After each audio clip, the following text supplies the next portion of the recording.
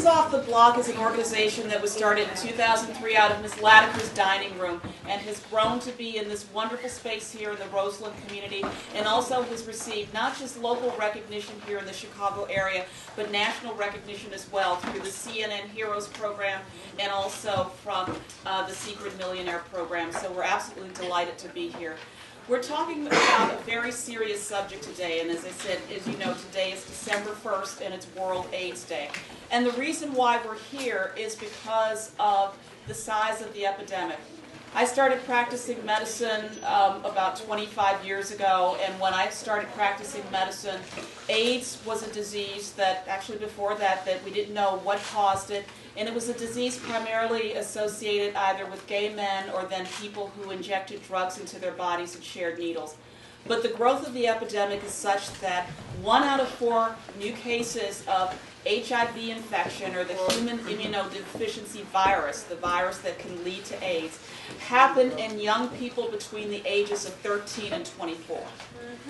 And I just heard it in the audience, and that's the reason why we are so glad to have participation from KOB today, from Chicago Youth Programs, because the information that we're presenting here today, we've also got Gary Comer Youth Center here in the audience as well, I believe, is that we are trying to do things to help to protect your lives. At the time that I started practicing, most of the people that I saw didn't present just with an HIV infection. They presented with full-blown AIDS in the hospital, and their time of hitting the hospital to the time they left the hospital was about 3 weeks. And 85% of them did not leave the hospital alive. Things have changed a lot now in terms of diagnosis, in terms of treatment, but the important thing is making sure that you do the things that you can do in order to protect yourself and to protect your life. And so that's the reason why we're doing today's show. Our first speaker for you today is going to be a young lady by the name of Ebony Turk, who's going to talk a little bit about her personal journey and the reason why she does work with an organization called the Call Me Advocates at the University of Chicago Medicine. Ebony?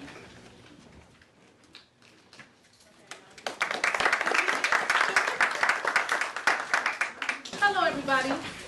Thank you guys for having me here. So my story is, when I was a freshman in college, I was actually working. I was in a committed relationship for 3 years. Me and my boyfriend decided we were going to, in our 3rd year, we were talking about marriage and having kids, so we decided we wanted to start having kids. And because we decided we wanted to start having kids, we started having unprotected sex. And when we started having unprotected sex, three months into that experience, can everybody hear me? Yeah. No. Not in the back. The back, not the back. They can't hear you. Let's try to talk louder until this mic. Can you guys hear me now? Is that better? That's better. Okay. All right. So, 3 months into us trying to have a baby, I began getting sick, and I thought I was pregnant. I went to the doctor to get a pregnancy test. My doctor noticed that the pregnancy test was negative, but my doctor noticed from blood tests that the blood that she had taken, that my white blood cells were low. So my doctor suggested that I take an HIV test. I didn't think I needed one because I was in a committed relationship, that I had no idea of any infidelity going on or anything like that. So I didn't think I needed one, and I didn't think it was a big deal. So I said, sure, give me, whatever test you need to give me to find out why I'm not feeling well. Well, when I came back to get my results, she told me I was HIV positive. And actually, it was devastating, of course, but I had no idea. I had heard about HIV. I knew that it was out there, but I had no idea that me, as an African-American woman, young woman, had any concern about it, because I was in a committed relationship. And I was wrong. So once I found the information out, found out about my diagnosis, and I went through many years of dealing with it, because it's a very hard thing to deal with. Once I was able to deal with it comfortably, I decided to start telling my story to other women and youth because I noticed that there were a lot of women who were getting it and not talking about it. And it didn't seem to be anybody like me talking about it, because I had never seen anybody like me with it. So I wanted to start talking about it. So I started talking about it, and I started working with other women to keep them from contracting HIV. Also, women who have HIV, to support them. I also started talking in schools to young people about how to keep them safe, because you guys are one of the highest, like Dr. Miller said, 1 in 4 young people are being diagnosed with HIV. And among women, African American women are one of the greatly demographics that's impacted the most by HIV. So I tell that story so everybody can know that it's everybody's concern. It's a human disease. It has no, it doesn't care if you're a man, woman, young, old, or what color you are. It's a human disease, and we all deal with it. So we all have to be concerned about it, and we all have to consciously be aware that it is still out here, it is still affecting us, and it's affecting our community the most. So we need to be talking about it not only on today, but every day. Great. Thank you. You know, Ebony, one of the things that you talked about was the issue of affecting the African American community and just some statistics around that. Our next speaker is going to be Dr. John Schneider, who is a physician at the University of Chicago Medicine, who does a lot of work in the area, not just here in the United States, but internationally in HIV and AIDS. If you could just give us a little bit of information about the work that you're doing, some of the statistics about HIV in the African American community, and specifically in the Chicago community, and why our young people should be not just aware, but concerned in taking prevention measures. Okay, thank you. It's great to be here. Nice seeing all the young people here today. So I'm just going to talk a little bit about some of the work that's been going on the south side of Chicago in particular, as well as put this in the context of the larger HIV epidemic in the United States and then internationally.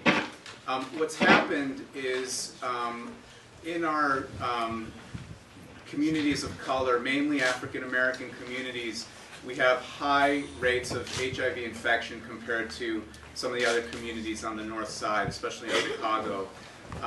And everyone asks, what are the reasons for this? Everyone talks about having safe sex, using condoms, things like that. So what is it that got us to where we are today? That's the question people ask. And it doesn't have anything to do with behavior, surprisingly. We know that young kids on the south side are having just as much sex as young kids on the north side. Okay, so why is HIV affecting this community disproportionately? And the reason is because, well, let me just back up. There have been some studies out of the University of Chicago that have looked at how people have sex. And what we found, I'm saying we, but it was really the people before me, was that because generally people have sex with other people of the same race. And so what happens in a community that's smaller, where there's a lot of other structural problems such as mass incarceration, a lot of violence, things that promote HIV, there has been more HIV in the community. So what happens now, 30 years later, is that when someone is starting to, date, have a sex partner, and has sex, their risk is much higher on the south side than it is, for example, on the north side. The chances of coming in contact with somebody who's infected is just higher. So, I do a lot of work also with lesbian, gay, bisexual, transgender persons, and we know that in that community, some of the behaviors are even less on the south side, are less risky than on the north side. There's less of what we call, sex drug use, and some of the other behaviors that are going on the north side. So why is the south side having much higher rates of HIV despite, quote, better behavior? And the reason is because the chances of coming in contact with somebody is just that much higher. So we've gotten through 30 years of a lack of attention from our mayors, our political leaders, policymakers, not enough resources on HIV prevention. So we've gotten to a place where it's just very risky at this point in time. So especially for our young folk, it's really important to know that and to be as safe as possible. So that's how we've gotten here. How can we change? One of the reports that just came out yesterday from the Commissioner of Public Health is that things are getting better. In 2008, many of our especially in our high-risk gay or men who have sex with men populations, we saw that a lot of people didn't know their status, a lot of people weren't being tested, a lot of people weren't in care. But now we know 3 years later that things are getting better.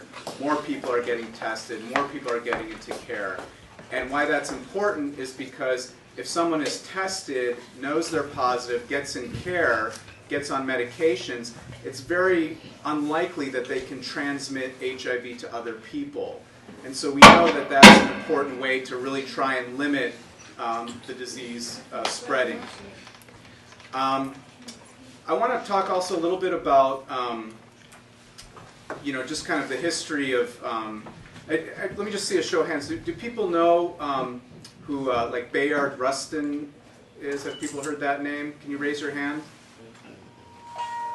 So we've got 1, 2, 3. Okay. Does that?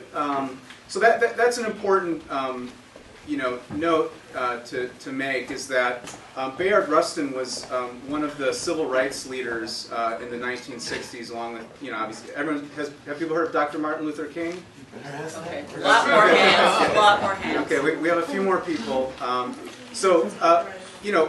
People remember Martin Luther King's speech, right, in the March in Washington. But that march was really organized by Bayard Rustin, who is one of the civil rights leaders of the time, who worked very closely with Martin Luther King. Also went to India, saw Gandhi's nonviolence movement.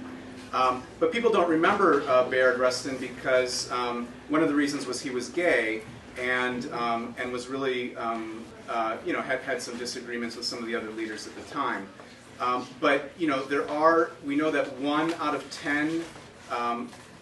10% of Americans, probably about 6 to 10% of Americans are lesbian, gay, bisexual, or transgender. So there's a population, and that's not just on the south side, that's on the north side, the west side, black, Latino, Latina, white. So these individuals exist in our communities, and the reason why they have higher rates of infection is, again, gets at this sexual partnering social network phenomenon. Basically, because the network is so small, because only 6 to 10% of the community is in this category, the chances that they're going to come in contact with somebody else who's infected is much higher, right? So because the sex pool, if you will, is smaller. So that's why we have higher rates. It doesn't have anything to do with behavior. Gay men are having just as much sex as heterosexual men. So it's not the behavior, it's just the pool of people that one can come in contact with. I know we're going to be talking a bit about with Dr. Johnson with mother-to-child transmission and how we've done a very excellent job of getting rid of HIV infection in that modality. But I do think that over the next 20 to 30 years, I'm committed, and I think a lot of people I work with are committed, to really trying to eliminate new cases of infection on the south side of Chicago. So that can happen. I'm convinced. We know the trends are getting better. We've kind of peaked. We may be coming down a bit. But over the next 20 to 30 years, with the same sustained political commitment, we have the tools to end the epidemic, and we really can do it.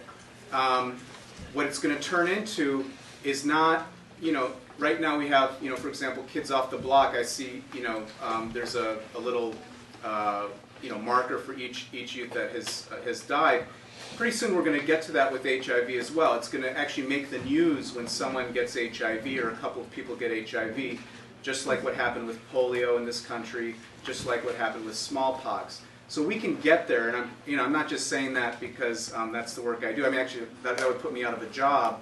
But certainly, it's where we can go, and I think community mobilization and a real attention to this will make this happen. Great. Thank you so much, Dr. Schneider.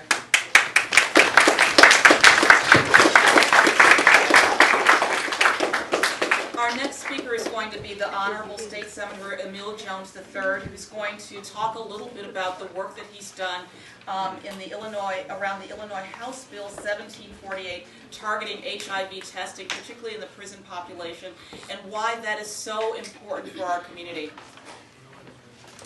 Let's welcome Senator Jones up to the stage. Good afternoon, everybody. Good afternoon. Can you hear me in the back? The microphone work? I think you may need to project a bit. Well, first, I'm a resident in Roseland. I was elected into office in 2008 after replacing my father after he retired. And working with the community, I was told and I learned that, HIV and AIDS is very prominent in the Roseland community area, especially among young people. 60628 zip code has one of the highest HIV and AIDS rates in the state of Illinois. It's within the top 10.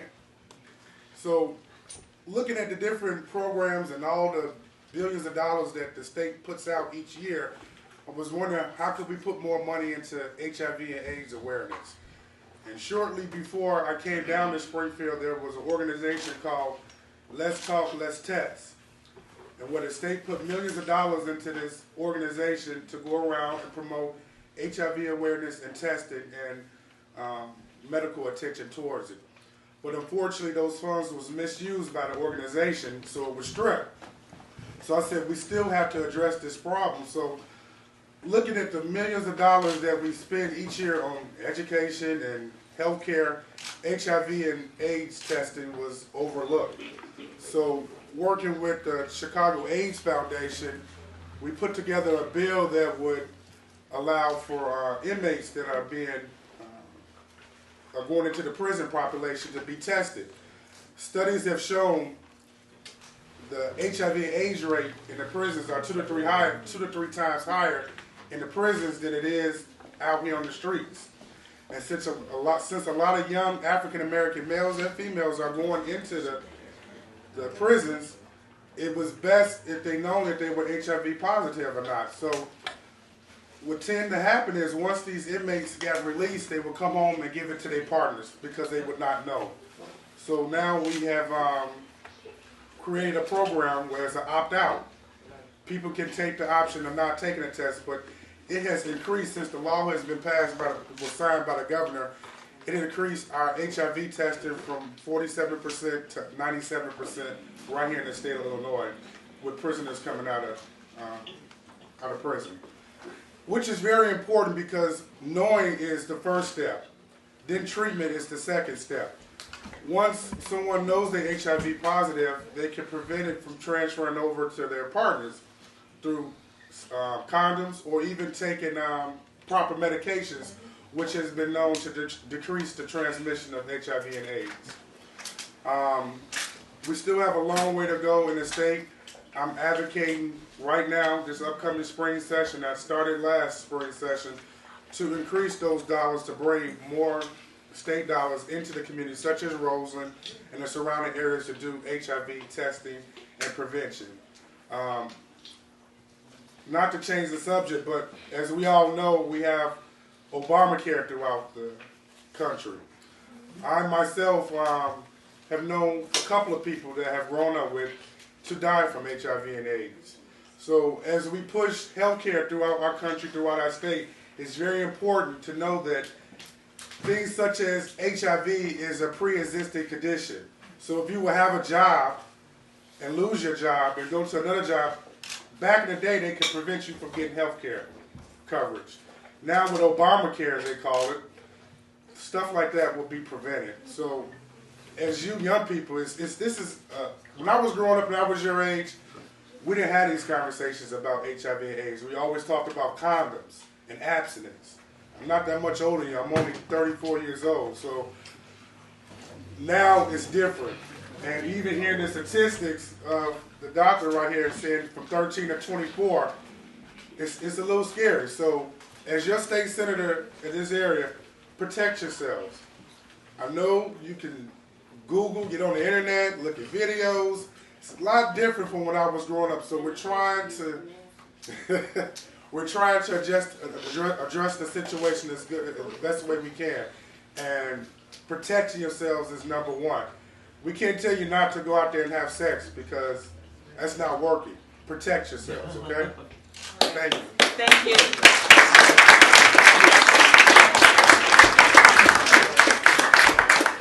Our next speaker is going to be Dr. Daniel Johnson, who's a pediatrician at University of Chicago Medicine, specializes in the care of people who have infectious diseases and has spent most of his career working with people who have HIV. He's worked not only in the United States, but has also worked internationally as well. And Dr. Johnson will also talk about some of the issues about passing the HIV infection from mother to child. Dr. Johnson? Thank you, Dr. Miller, and thank you all for coming today. Thank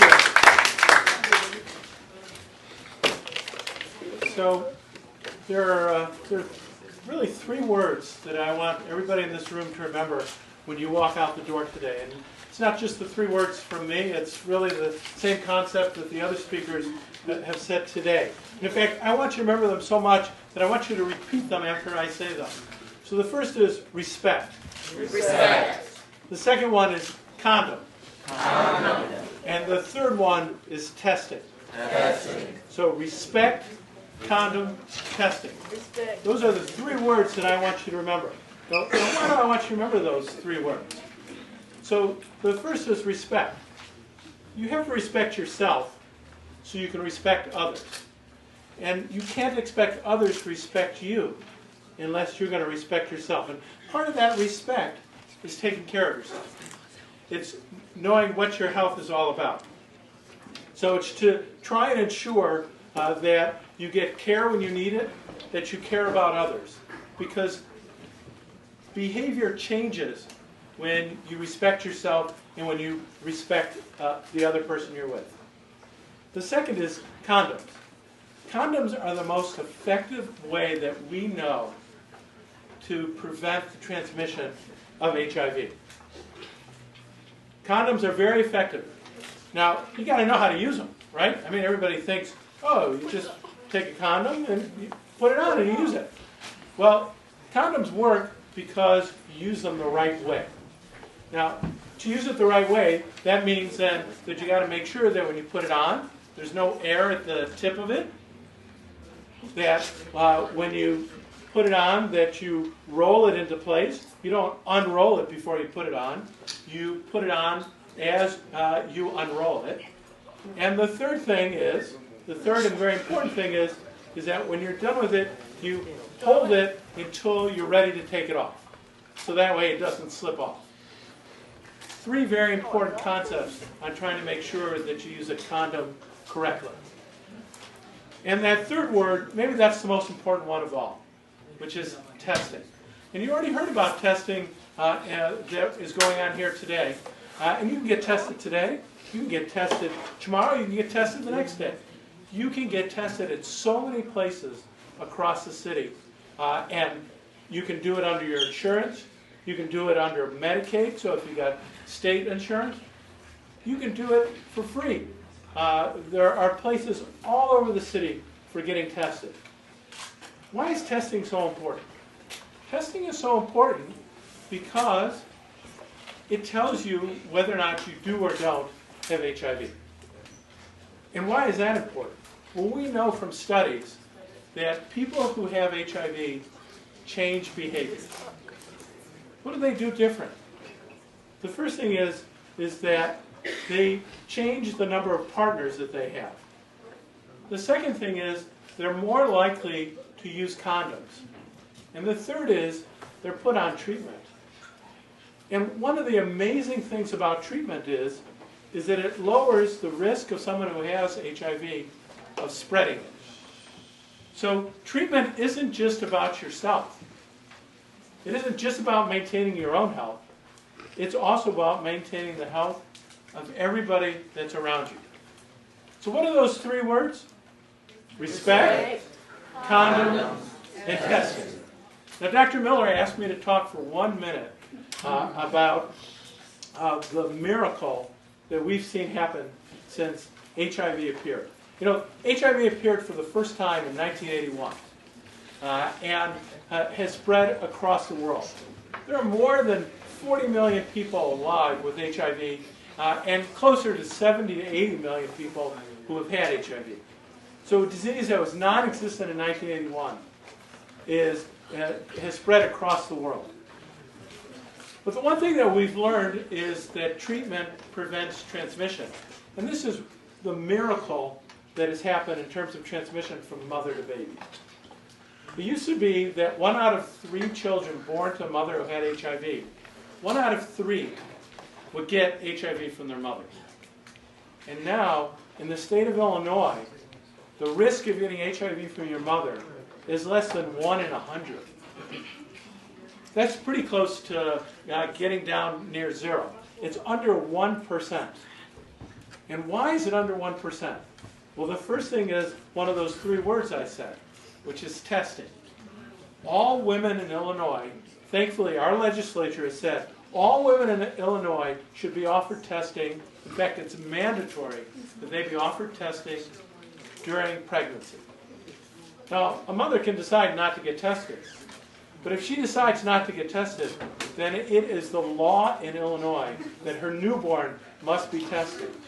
And that's because if we know the mom has HIV, we're able to start treatment on her, and we're able to start treatment on the newborn in order to prevent transmission. That's the modern miracle of treatment, and that's the modern miracle that we're talking about in terms of almost eliminating, virtually eliminating, transmission of HIV from mother to child. So women, when you're pregnant, go get tested. Find out what your HIV status is. Do it for yourself. Do it for your future baby, so that way you can stop the spread of HIV.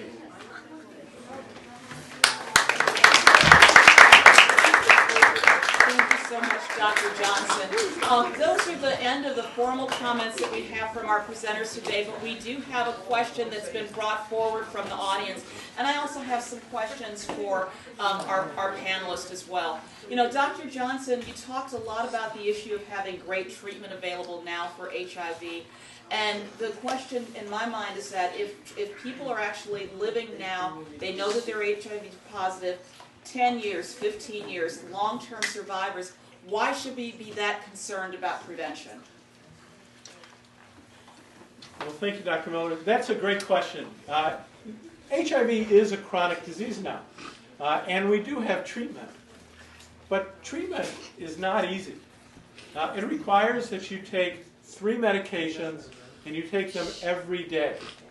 So a person who has HIV needs a lot of support. They need a lot of help from the people around them to remember to take their medicine. You know, we know from studies of other chronic diseases that people typically only take about half their medicine. If you do that with HIV, it won't work. And unlike other diseases where if you don't take your medicine for a while, you can just go back and start taking it and it'll work, that doesn't happen with HIV. After a period of time of not taking it well, the medicine just stops working. And those drugs, you cannot make them start working again. So treatment is a miracle, but it's one that you have to protect.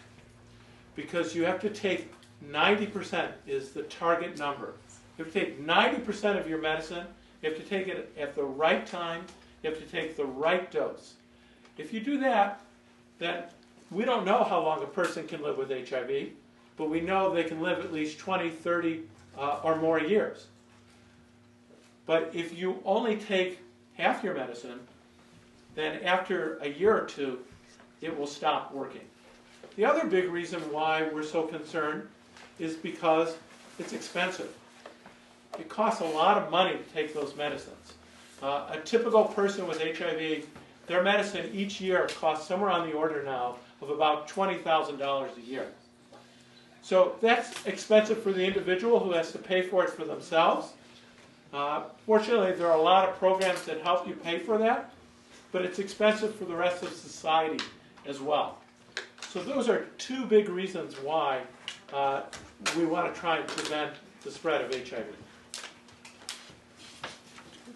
Thank you, Dr. Johnson. One of the questions that came up from the audience is for you, Senator Jones, and it has to do with the issue of being able to advocate for resources in the community.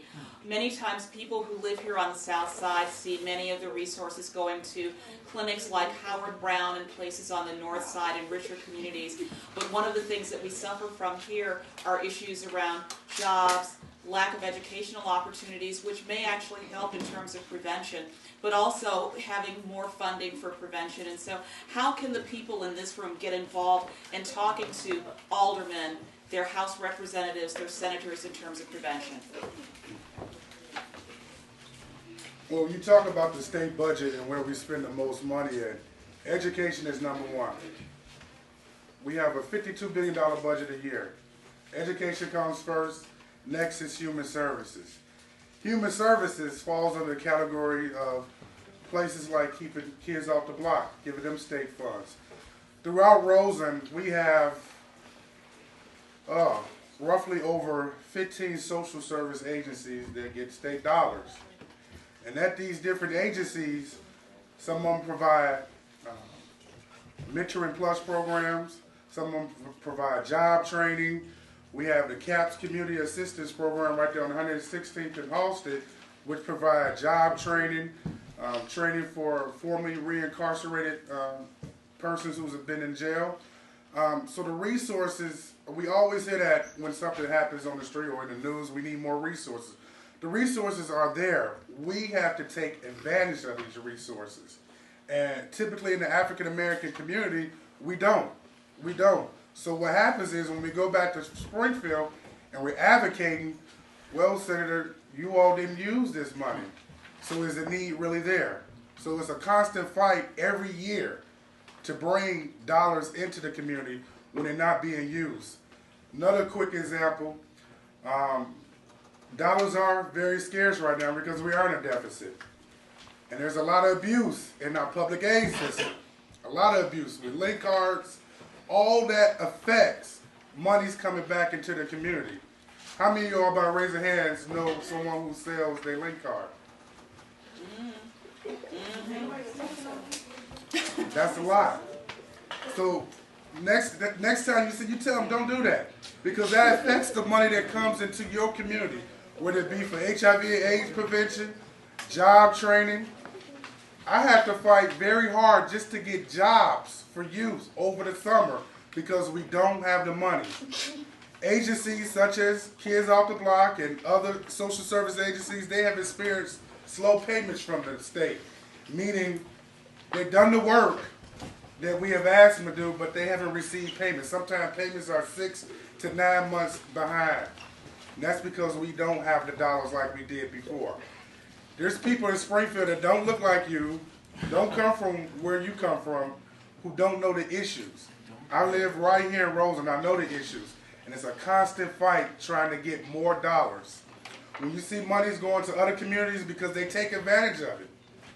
There's money in our community, such as for our small businesses, which we don't take control of as well. But there's grants that you can apply for the state, and the state will come in and help you upgrade your business. They will give you 50% of the cost if you use green products. There's millions and millions of dollars sitting there in the African American community that we are not taking advantage of. And it trickles down to the social services and the healthcare and HIV and AIDS awareness. If the money, there's a program out there right now where, like the doctor said, you could go get tested for free. You can even go to places where they will pay you to test you, and that is state funded. and we're not taking advantage of it. So the resources are there. You just have to take advantage of it. Thank you. All right. Thank you so much, Secretary Brown. I think the young lady here has a statement in the front, and then we'll go back to questions. Just stand up, please. I feel like it's not that we don't have the programs. I think it's that it's not being advertised, so therefore the money can't be used. Like if it was better advertisement, then maybe people would, get the testing and stuff. Well, it's one of the reasons why we're doing this program today is to learn about the testing, and we actually have a young lady here who would like to just make another announcement because we have testing available on site, so please. I didn't get a chance to hear all of what was said earlier, but who I work with are the youth population. I work with the same population that Dr. Snyder mentioned, which is between the ages of 13 and 24. Oftentimes when we go to outreach events or events like this and we offer testing, I'm usually standing around waiting. And I don't know why. Because a lot of people don't understand what the term risk is and what they may have done to put themselves at risk. So generally when I end up talking to people, they don't realize that they are at risk. It doesn't matter what age. I test kids and adults. I test kids on a regular basis, and they don't understand that some of their behaviors put them at risk, whether it's currently or previously. Adults also sometimes feel like if they've been in a long-term relationship that why should I get tested? Or older adults say, oh, I don't need that. But you know what? The percentages of increased new cases of an HIV infection prove that that's not working. Generally, we don't like, when I go out, I don't like to say abstinence because that's not working. That means completely without, and of course, most young people aren't going to adhere to that. So what we always say is postpone. Based on, you have to know a lot of different factors before you start to engage in some type of activity with another person. There's no way you're going to know everything about everybody. And again, there's lots of multiple places that you can get tested for free. So all I'm saying is I'm here right now. A lot of people are reluctant to take it. It's an oral swab. It gives you a preliminary result. But I'm pretty sure that if I talk to somebody, you will realize once we have a discussion and I explain some things, that you are at risk. And then the condom usage happens all the time. A lot of people say they know how to use them, and then when I demonstrate, they go, oh, no, I don't do that. That's a risk. So I'm just kind of saying, I'm here. I want to make sure that whoever wants to take it has the time for the processing to go through. Thank you so much. So, to back the young lady up who's testing, a lot of times when I go out and I talk to young people, what I hear and what I remember myself is when people would ask me to test, I would just be like, I don't want to know. I would just, if I have HIV, I just want to die. And I hear that a lot. I don't want to know. If I have it, I'll just die. And that's because people are remembering images of the 80s when people were dying quickly from HIV. Well, I'm standing here and I have HIV and I've had HIV for 12 years. Do I look like I'm dying?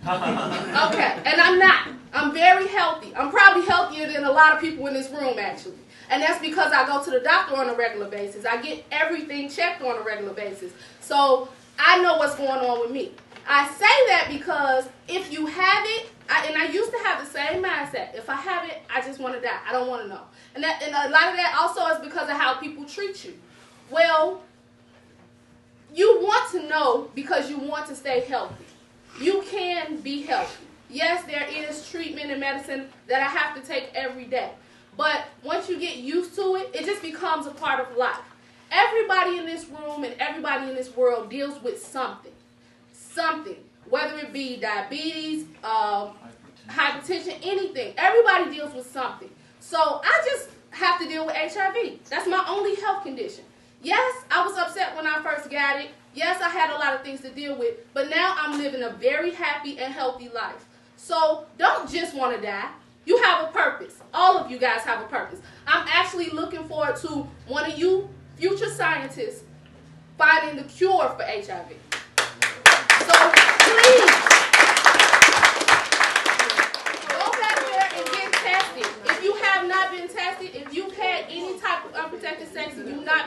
tested, go back there and get tested. It's a swab. You'll find out in 20 minutes. And if hopefully it'll be negative, but if it's not, they will get you into care, and we have tons of support for you. Okay. Well, one more thing, and I promise this is it. If you are reluctant, I ask that everybody come in, because what we can do is once you're in the privacy of the closed door, you can sign a refusal. So that way nobody knows who is actually receiving the test. Yeah, I was going to say a couple, just to follow that. So just like Ebony said, unprotected sex, that means unprotected vaginal sex, unprotected oral sex, unprotected anal sex needs to be tested. But I should also say, you should be a role model for your friends sitting next to you, even if you haven't done any of those things, and go get tested, because everybody should get tested, okay? So when you go in that room, we don't know if you've had sex or not had sex or what you've done, but if you stand up and do that, your friend may say, hey, that's a good idea, maybe I'll do that too. So I think everybody should be role models for each other. One of the other important things about getting tested is that it's not just a question of getting tested, but it's about learning more about what your risk factors are. Dr. Schneider just went through them, and so being able to have a discussion with someone about what some of those risk factors are is very, very important. Okay? Do we have other questions or comments from the audience? Yes, sir. It's actually more of a statement. I think that a lot of times we don't deal with the reality of what some of our risky behaviors may be, and one of them is tattooing. It's very popular amongst the youth, and so, in my opinion, if you've got a tattoo before, you should get tested on a regular basis, just as much as you should if you've had unprotected sex, just as much if you've been raped, just as much as if your mother, while carrying you was positive. Basically, because of the practice of tattooing, the way it's done, and the fact that it deals with needles, it's very easy to contract diseases. So again, as being a peer leader and a mentor for your colleagues, it's important to keep that in mind as well, that even if they're virgins, even if they're being abstinent, which is one of the best preventions, them wanting tattoos or getting tattoos is just as much as a reason to get tested as having unprotected sex. Great, thank you so much for that. So, questions from the audience?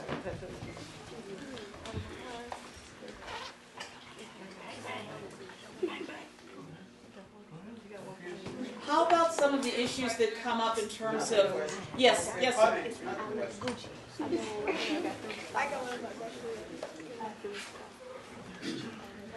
My name is John, and my last name is quite different from all.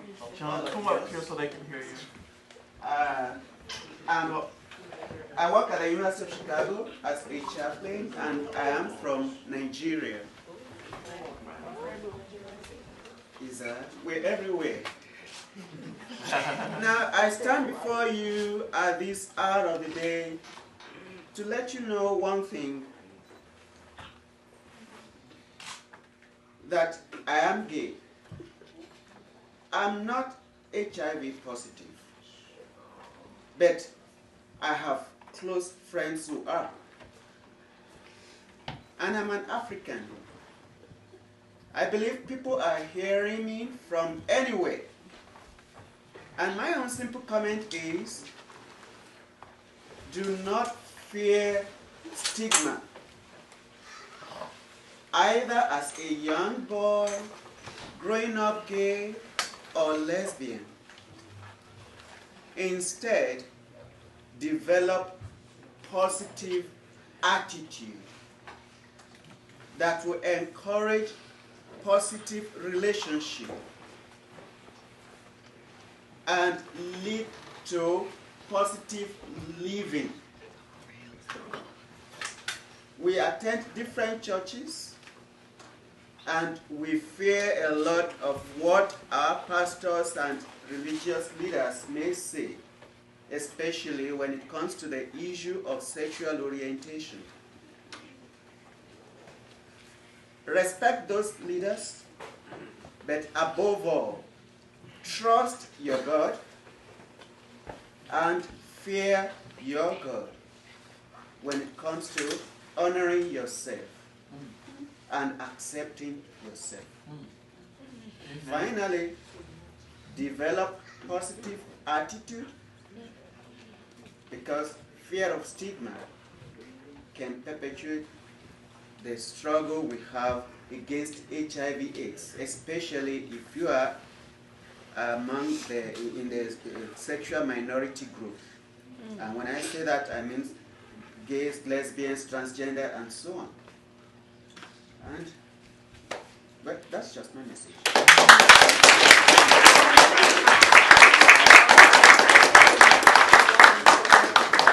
Thank you, John. That's a very, very powerful message for our young people. And I'd like to go back to something that Dr. Schneider was saying just a moment ago. You said that 6 to 10% of the population identifies as lesbian, gay, transsexual, etc. But the rates of HIV are still amongst African Americans very high in the young age group. You talked about just kind of the number of people who are HIV positive. In terms of behavior and prevention behavior, what is it about being a young person, and Dr. Johnson, you can also comment about that as well, that may put our young people in this room and the young people in our community at higher risk? I think what's, it's because people are starting to become sexually active at 13, 14, 15, and so what's happening, sometimes even younger. What's happening, though, is with those first sexual experiences, they may be having sex with someone who's older, who may have more experience, whether it be a man or a woman, same sex or a different sex. And so what's happening is, people are sometimes learning from someone who's done it before, and that may be their first experience, and that puts them, at risk tremendously. I mean, we had a nice description by Dr. Johnson about how to use a condom, and if the first sexual experience is with someone who's teaching you how to use a condom and they don't know, that puts that individual at risk. When we've done our surveys, and we've done surveys also with younger black gay men on the South Side, we find that the people who don't know that they were positive were always the young kids. And young kids meaning adolescents, 13 through 24.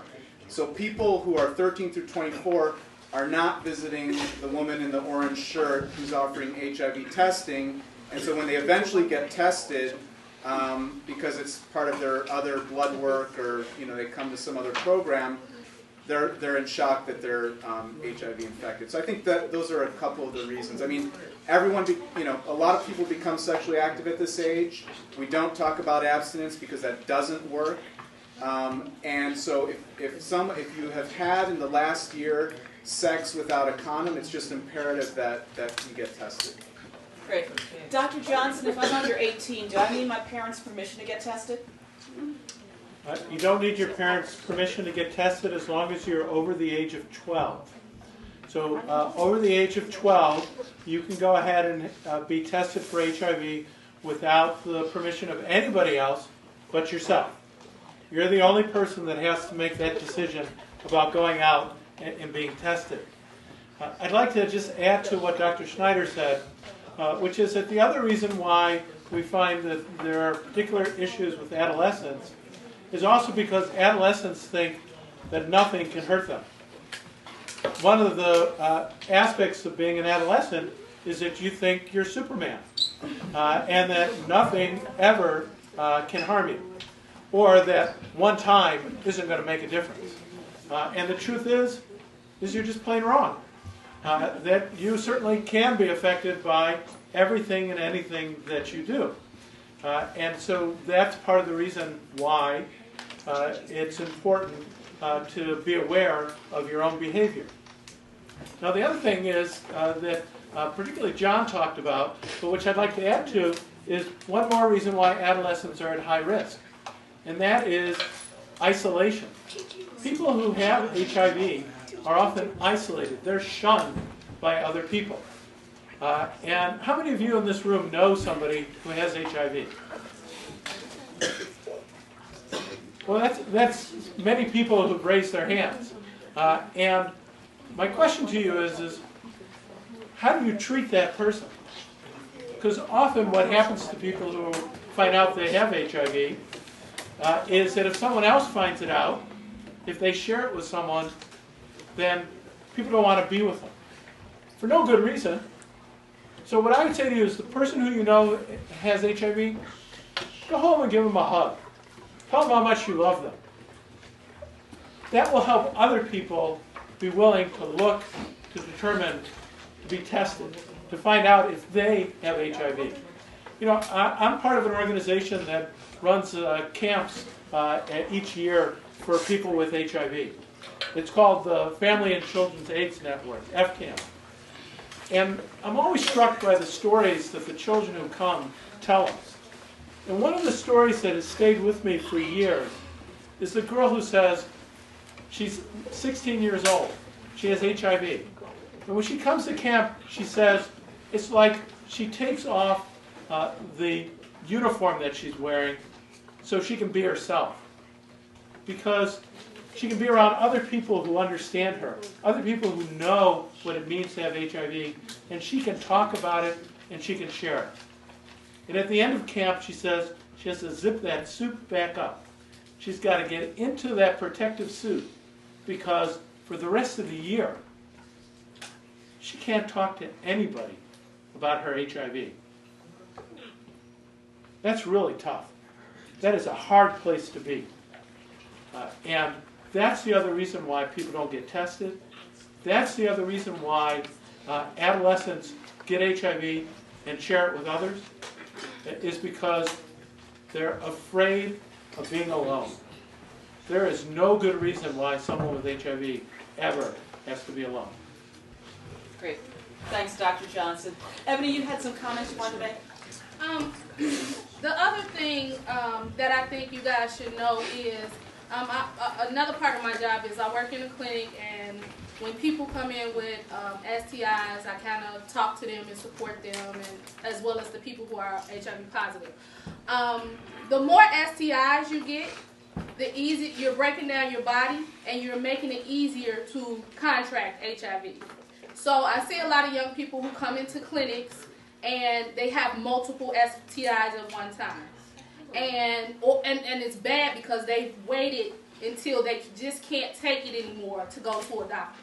So you should know that if you're getting multiple STIs, you are making it easier for yourself to, because you're breaking your body's defense system down, you're making it easier to contract the virus. So you guys should make sure STIs are sexually transmitted infections, if you guys don't know. And the difference between an infection and disease is infections can be cured and diseases can't. So if you are getting these sexually transmitted infections and you're waiting to go to the doctor, that's not good for your body. So you guys should definitely, if something is wrong, go to the doctor. And if you get one, ask questions so you don't get another. Make sure you know how to use condoms effectively so you don't get another. But that is a alarming trend that I'm seeing, a lot of young people coming in with multiple infections. And then I've also seen a lot of young ladies call their boyfriends and say, I have this, and then the boyfriend said, well, you didn't get it from me. But that's because they're scared and they don't want to go to the doctor themselves. Young men should know that you may not have symptoms. You may not feel anything. So if someone you've slept with says they have an infection, whether you feel anything or not, you need to go to the doctor and make sure you're okay. Because if you're just holding it and you're not getting it treated, you're making it worse. Great. Thanks so much, Ebony. We've got a number of questions from the audience, and we've got another one that's coming up here. Thank you. So, first question is, how do you persuade a friend who is sexually active to get tested without offending them? Okay. So, worried about hurting somebody's feelings. Yeah, that's a really difficult question to answer. So we see that a lot in our clinic. I have people who are infected, and they say, oh, my friend, he's refusing to get tested, he's in denial, that sort of thing. I think, one of the ways to think about it is, what are the other reasons why this person isn't getting tested? People know what they're doing. Is it that this person might be drinking too much? Maybe they're depressed about something. Maybe there's just so much violence or chaos in their lives that they don't want to think about it. So I think one of the ways to try and convince someone is to talk to them about just getting a regular health checkup, and maybe even going with them to their doctor, and then when the time comes to talk about getting tested for other things or screening other things, can bring up HIV. Okay. Great, thank you. The next question is for Dr. Johnson, and that's actually a two-part. How does HIV lead to AIDS, and what are the symptoms of HIV if you haven't been tested? Those are two really good questions. So let me handle the second one first, which is, what are the symptoms of HIV if you don't have AIDS? Well, for most people who have HIV, for the first few years they have it, there are no symptoms. You can't tell that you have it. You can't. Somebody can't look at you and say that you have it. There are literally no symptoms of HIV. When you first get it, you may have a flu-like illness for a few days. And after that, you recover, and you have no symptoms. It can be anywhere from a couple of years to, I've taken care of adolescents who, at the age of 14 and 15, even though they got their HIV when they were born, at the age of 14 and 15 is when they first begin to show some of the symptoms of having HIV. So it can take a very long time before you have symptoms from your HIV. Now, the first question was, how does HIV cause AIDS? Well, we understand a lot of the way in which HIV causes AIDS. And the biggest way in which it does it is that it attacks your immune system. Now, what is the immune system? The immune system is what your body uses to protect you from infection. And the way it works is it uses special cells in your body to fight off infection. And the most important ones are called white blood cells. Who in the room has ever heard of a white blood cell? Good, good. And so your body produces these white blood cells in your bone marrow, and then they go all over your body to protect you. And what HIV does is it destroys a particular kind of white blood cell that's called a CD4 cell. And the CD4 cell is sort of the general of your body's immune system. It kind of controls other parts of the immune system, telling it what to do. And when you knock out those CD4 cells, your immune system doesn't know what to do. So now it takes a lot of destruction to actually wipe it out. And that's why it takes so long before you develop symptoms from HIV. Now, fortunately, your body can replenish those CD4 cells if you get onto treatment. And that's exactly what happens, is that once you control the virus, you're able to replace those CD4 cells, bring them back, and then they can do what they're meant to do.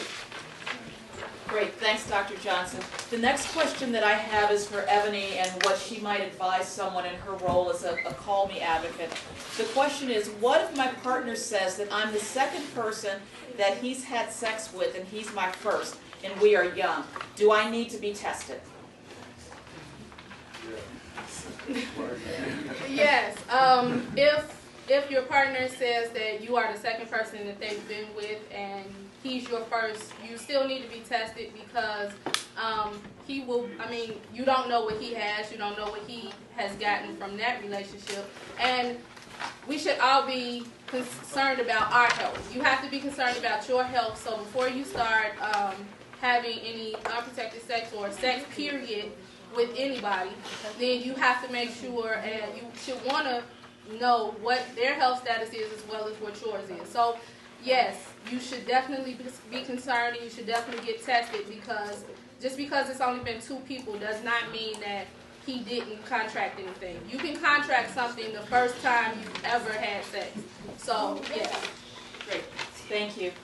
The next question is, what can parents or older siblings say to get children and younger brothers and sisters to understand their risks of other sexually transmitted infections and HIV? Dr. Johnson? Can I read the question one more Yes. time?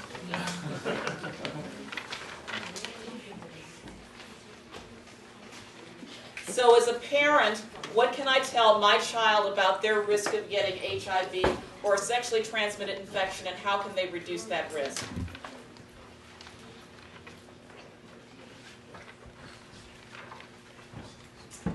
So, of course, parents are in a great position to be able to help children who are in their household. Of course, we all respect our parents, and our parents then can sit down and talk with us.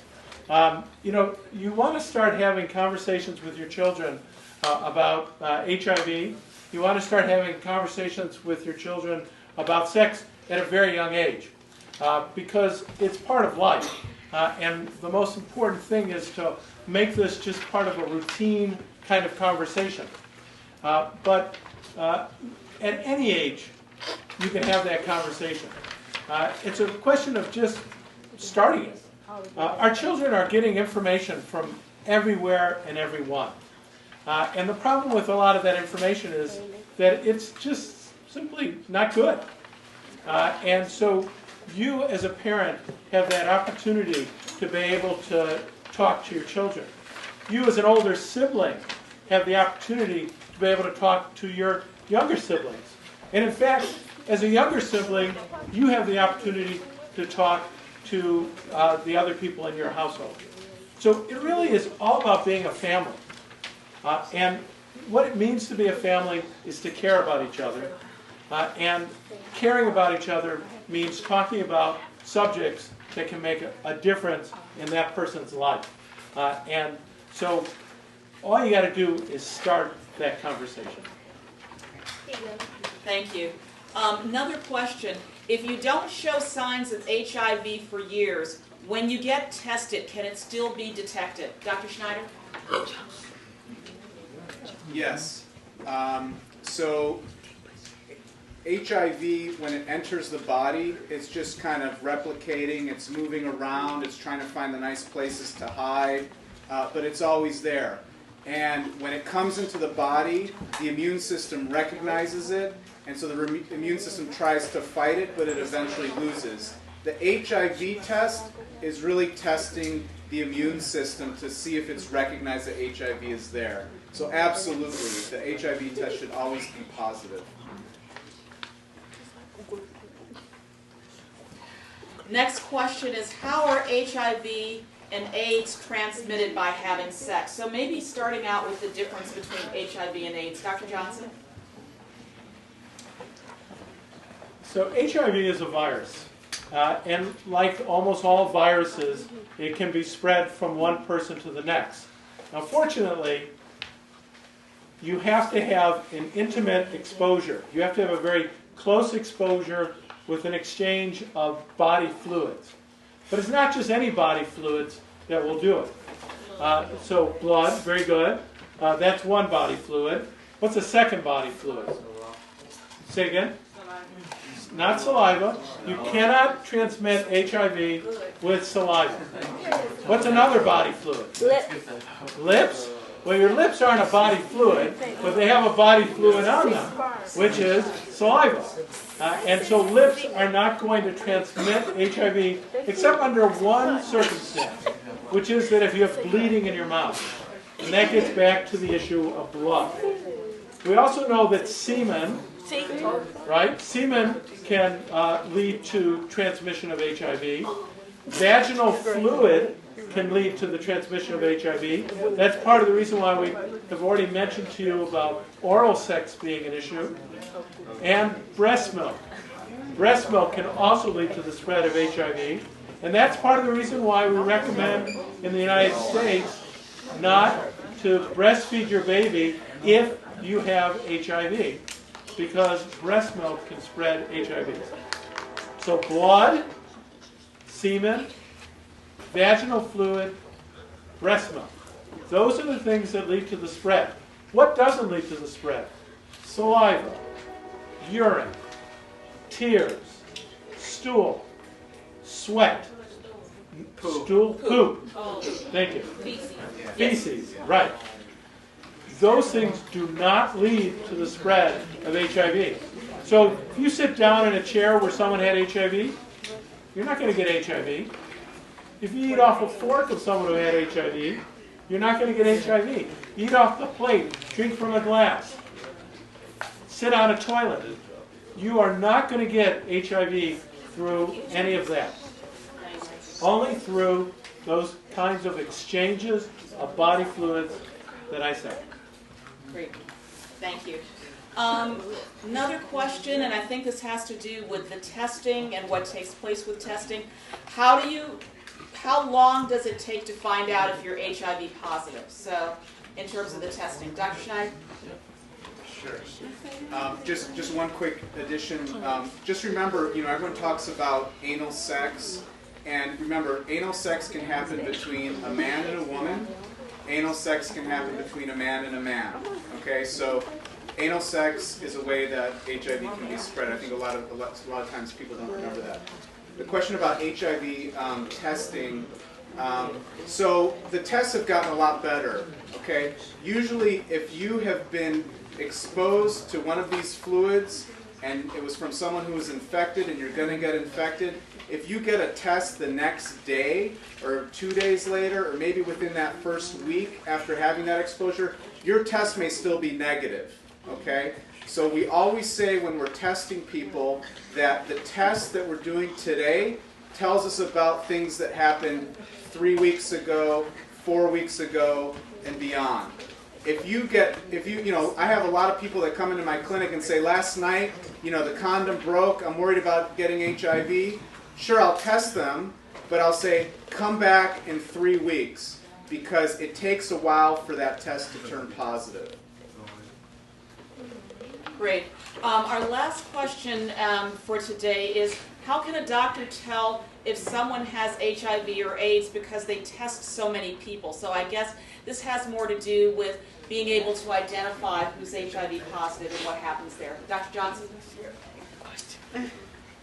So the way in which we test people for HIV, you've already heard some about today, because you heard about that oral swab. So what that does is it collects fluid from your mouth, literally spit, saliva, and what's in the saliva are antibodies. Antibodies are proteins that your body produces in order to protect you from infection.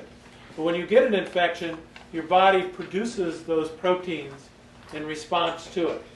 So you can test saliva, you can test blood, and in order to look for the presence of HIV. Now, it doesn't make much difference how many times you've been tested. It's only whether that test is positive or that test is negative. Now, the test that we're doing today, we say that we want you to get a confirmatory test. You want to get a second test. And that second test is done a little bit differently. It's done on blood, and it is a test that ensures that if the first test is positive, it will tell you whether or not it's positive because of HIV, or maybe it's positive for another reason. And the reason why this first test can sometimes be wrong then is because it's a screening test. And it's designed around trying to make sure that it picks up everybody who has HIV. Whereas the second test is a test that's meant to be done not as screening, because it may miss an occasional person, but rather as a confirmatory test. So the first test is a screening test, the second test is a confirmatory test, and you need both those tests in order to tell you whether or not you do have HIV. You only need one test the first one, the kind of test that we're doing today, to tell you whether or not you don't have HIV. I hope that answered the question. I think so. Before we wrap up, I just wanted to bring Ms. Natalie Watson up to the front, who helped us to organize this event today and organizes all of our community grand rounds, to say thank you so much. One of the staff that we have working with us and helped us today. You had an announcement that you'd like to make? Many of you have already filled these out, but can you please make sure you fill your evaluations out before you leave, and then we'll be in the back to take them from you, all right? Okay. Thank you, everyone. Okay. So I think that we're going to wrap up our presentation for today. I'd just like to give our speakers about, if you'd like to take about 2 minutes to provide any final comments or words of wisdom in terms of the work that you're doing around this and why it's so important. I'll start with Senator Jones. We have heard a lot of information about getting tested, protecting your, protecting yourself. The microphone was all right for you. That's the sign of a But we heard a lot of information about. We heard a lot of information about protecting yourself. Young people, listen. We heard a lot of information about protecting yourselves, getting tested, and prevention. But also remember, when you're out here, you're on the internet, you listen to music, respect yourselves and respect others. The music that we listen to, it doesn't talk about the stuff that we're talking about today. You don't hear HIV and AIDS being talked about in our music. We hear a lot of disrespecting women, and disrespecting ourselves, and drug usage, and selling drugs. So remember that as you go out into your daily lives. Respect yourself and respect others. Thank you. Great. Thank you, Senator. Dr. Schneider. Thanks. I guess the one comment I would say is just be nice to each other. So in school, you may recognize that there's someone who's gay, someone who looks like they're a boy but they wear girls' clothes, someone who acts different. If you see them being picked on, don't pick on them. Don't join in the laughing. Protect them. Be nice to them. Try and make friends. Because that's a minority. And when you're in the minority, it doesn't feel good if you're getting bullied. So I would just say, if you see someone being bullied for whatever reason, just make sure you're not part of that and you try and help them out. Thanks, Dr. Schneider. I would just say that you guys should be encouraged to be a generation of leaders. And being a leader means moving with, be an example to others, be an example to your peers. When you guys are out there and you guys talk about sex a lot, I know because I hear it, I'm in the schools, it's on your mind a lot, you're doing it a lot, you're seeing it a lot. When you're talking about it, when you're thinking about it, make sure you're thinking about these types of things that you're learning. Because we don't come out and tell you these things just because it doesn't matter. It really matters. It's in your community, it's in your neighborhood, it's around you every day. So if you know of your friend or your sister, brother is interested in starting to have sex, or they are, if you have condoms, give them one. Ask them if they're using them. Start the conversations. A lot of times we're scared to start the conversations. You have the information, start the conversation, and educate them about it. Make sure they're being responsible, as well as yourself, because we do want to stop people from getting infected. It is possible, it can happen, and it can happen with your generation. Absolutely. Right. Thank you. First, I want to thank my fellow speakers, Dr. Schneider and Ms. Turk, and of course I want to thank the organizer of this, and particularly Dr. Miller, for having pulled all this together. But most important, I want to thank Senator Jones. And the reason why I say most important is because legislation has just made a huge difference to the lives of people who have HIV, both in terms of access to care, as well as for the kinds of prevention services that our glorious state has. And it's really the work of Senator Jones and others who have made this possible for us. And of course, I think it's just so important for all of us to thank him in particular. And all of our legislators who have had the wisdom and foresight to help us. So the last thing I want to just remind you then is the 3 words that I started out with. Respect, condom, and testing. And I hope that when you walk out the door today, you remember those words, and you'll remember them for the rest of your lives. Thank you. Thank you, Dr.